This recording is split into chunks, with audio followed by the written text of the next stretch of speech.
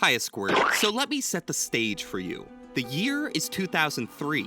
America has just begun a pointless and needlessly destructive war with Iraq, leaving millions of citizens angry, disillusioned, and once again asking the question, why? Why this? And yet little did they know that the worst was yet to come.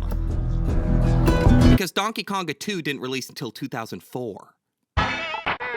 This was in the middle of one of many revamps that the Donkey Kong franchise has been subjected to over the years. When the character originated in the 80s, Nintendo was just beginning to make their foray into the arcade market and hadn't yet begun to outsource Donkey Kong to other developers. As you can see, the character design remained pretty consistent across all three of the mainline games, but the problem wasn't with Donkey Kong, it was actually with this little shit. Hello! You see, Nintendo was a little too experimental for their own good during the early arcade days, and instead of having the beloved character Mario return for Donkey Kong 3, they replaced him with a slightly less beloved character named Stanley the Bugman.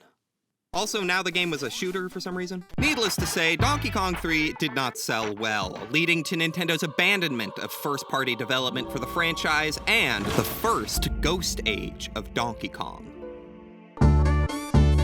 It wasn't until over 10 years later that we saw Nintendo publish a new mainline Donkey Kong, this time partnering with developer Rare Limited, a European operation from across the pond with a proclivity for cutting-edge technology and crumpets. Oh, and they also made really good games. Here, we see our first major Donkey Kong redesign, spearheaded by Rare developer Kevin Bayliss, and one that would last for the next 30 years. And thus began the Rare era for DK, lasting from 1994 all the way to 1999. To put it in perspective, Zelda had 3 major releases throughout the 90s. Mario had 5. Donkey Kong got Donkey Kong Country, Donkey Kong Country 2, Diddy's Conquest, Donkey Kong Country 3, Dixie Kong's Double Trouble, Donkey Kong Land 1, 2, and 3, Diddy Kong Racing, and Donkey Kong 64, which, if you're keeping count, adds up to like 40 games released in the span of only 5 years. Which explains why, to this day, there has never been a more prolific and long-lasting DK design. You could argue that Donkey Kong was actually Nintendo's biggest mascot back in the 90s, but I'm not gonna do that because I don't think you're ready for that conversation. Also, I wasn't born yet, so I don't know. Then, with the turn of the new millennia, silence. We saw a few ports for the Game Boy Advance, but it was safe to say that the Rare era was over, punctuated by Microsoft's purchase of the company and preceded by them pretty much running it into the ground.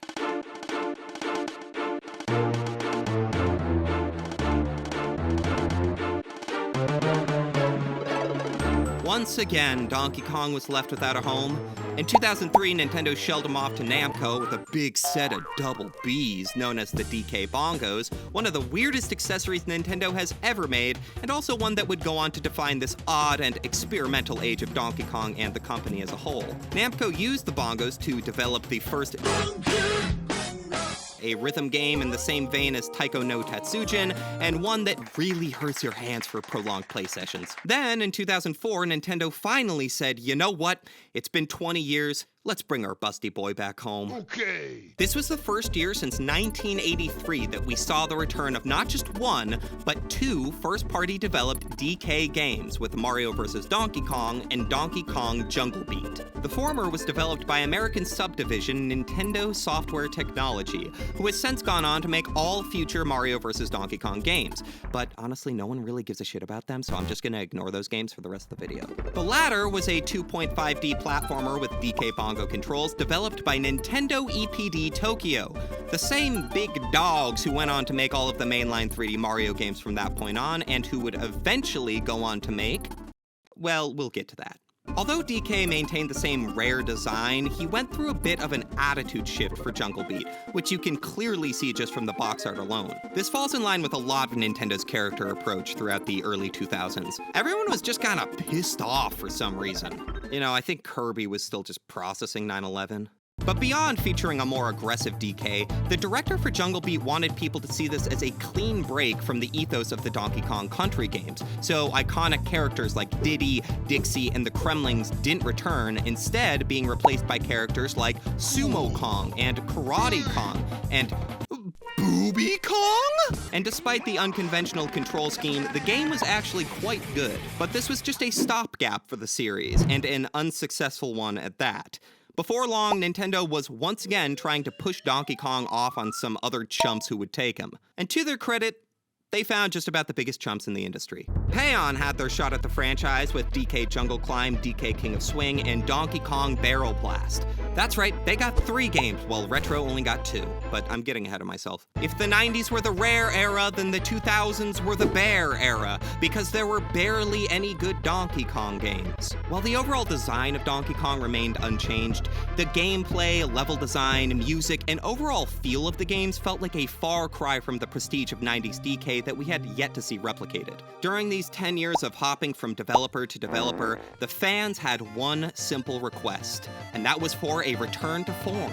A return to the classics. A return to the golden age. Yes, a return to, a Donkey Kong Country return. In 2010, Nintendo handed Donkey Kong over to Retro Studios, a developer known for their revitalization of the Metroid series throughout the 2000s. Even though Metroid Prime was a critical and commercial success, Nintendo was still hesitant to let Retro tackle Donkey Kong. Miyamoto was even quoted as saying to the developers that Donkey Kong is his baby, so they better get it right. Which is funny because they seemed pretty content with letting Payon do whatever stupid shit they wanted. But luckily, Nintendo bet on the right horse because Retro knocked it out of the park with Donkey Kong Country Returns. It struck this perfect difficulty balance of approachable to newcomers, yet still difficult like the original DKC games, just not complete bullshit. The game released at a point when the Wii was really starting to show its age and sales were slowing down, but like the best Nintendo games, the art direction and level design gave DKC Returns a timeless look. But if times were tough for Nintendo, then they were only gonna get tougher. The follow-up to the Wii was just around the corner, as was the next Donkey Kong game, and people hated both of them. While I'd consider both the Wii U and Tropical Freeze to be underrated gems, Tropical Freeze in particular was far too unappreciated upon its release. It's clear people thought this was just another Mario clone, but while New Super Mario Bros. Was regurgitating the same basic idea since 2005, Tropical Freeze set the bar impossibly high for the genre, even compared to its predecessor. It is, to this day, still one of the best platformers out there, but it didn't sell nearly as well as DKC Returns, nor did it receive nearly as much critical acclaim. It wasn't until a few years later that it seemed people really started to recognize just how masterful and polished this game really was. But it was too late. By then, we had already entered the second ghost age of Donkey Kong.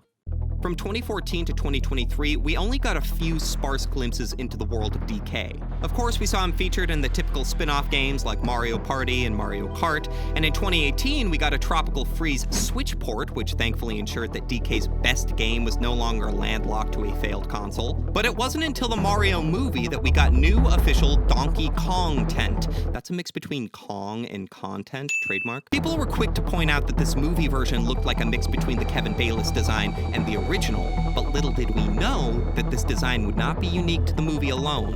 It's also worth pointing out that with this new foray into the film world, Nintendo was creating stronger brand synergy between Donkey Kong and Mario, which saw the two mascots interacting more than they ever have in any mainline game from either franchise. Then in 2024, Nintendo announced a new Donkey Kong-themed addition to their Universal theme parks, along with a port of DKC Returns to the Nintendo Switch.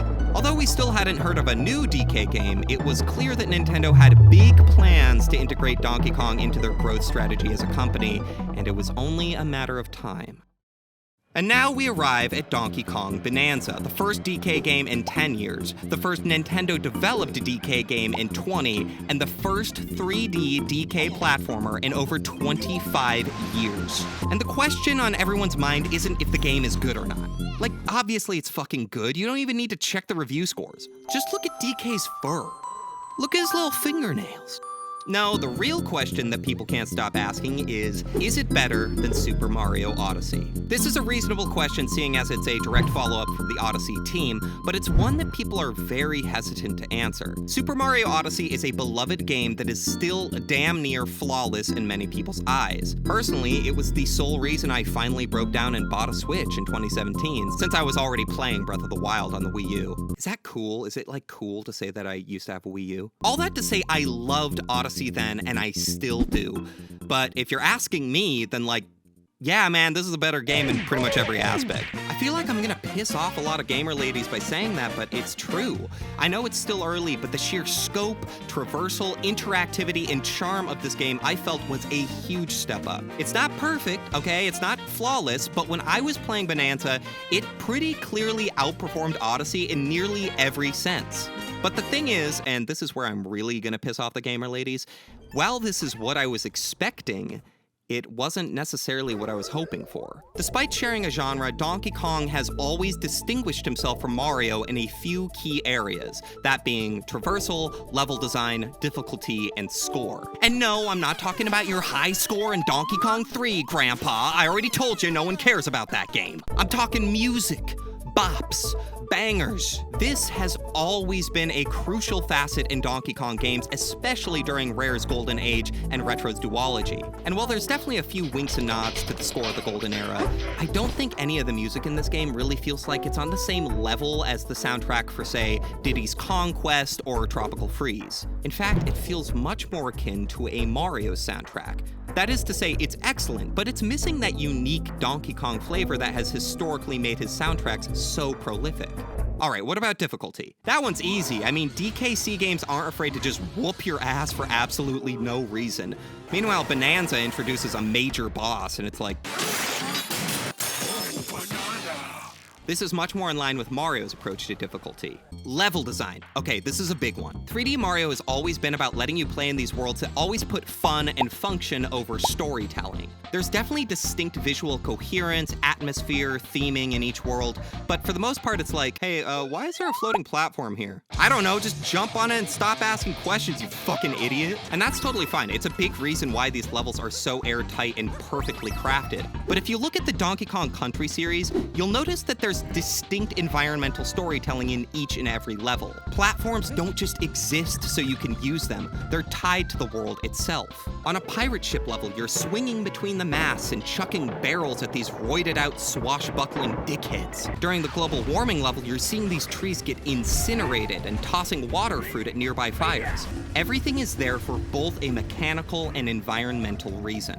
But I gotta say, in Donkey Kong Bonanza, as gorgeous and atmospheric as a lot of these worlds are, they all feel a lot more similar to a wacky, irreverent kingdom in Odyssey than a 3D equivalent of a Donkey Kong Country level. To me, the only real way this game feels uniquely Donkey Kong is in its traversal. Donkey Kong can just tear through these levels in such a satisfying, fitting manner that would just feel completely out of place in a Mario game. And it's one of the main reasons why I find Bonanza to be such a step up from Odyssey. It's just deeper and more satisfying mechanically. But thematically, for what once felt like two very separate and distinct franchises, Nintendo has seemingly brought these two closer than ever. And I'm not sure how I feel about that. Sometimes I feel like I just gotta shake people to remind them that Donkey Kong is not just beloved because, like me, he is a funny monkey guy. That's only like 75% of the reason people love him. The other 25% is because DK games are really special, and in some ways have been a reflection of Nintendo as a company. Even though there have sometimes been these massive gaps between games, Donkey Kong has consistently been there at the most critical points in Nintendo history. DK was there in the 80s, setting an impossibly high standard for Nintendo and the video game industry as a whole. Then, during the 90s, Donkey Kong was right alongside Nintendo in this arms race of graphical fidelity where he was absolutely smearing the competition with his monkey feces. In the 2000s, DK and Nintendo were doing some freaky-ass weirdo shit to mixed results. Then, in the 2010s, when Nintendo was hitting a rough patch and during an era when 2D platformers felt out of style and underwhelming, DK was out here acting like it was still the 90s and the competition was stronger than ever, yet only getting the respect he deserved for it years after he disappeared. Now, in the 2020s, Nintendo is at their absolute top, and seemingly, so is Donkey Kong. But Nintendo is also at their most stubborn, anti-consumer, artistically homogenized, and corporate that they've ever been. And when I look at this new design of Donkey Kong, I worry that this might be the face of the new era.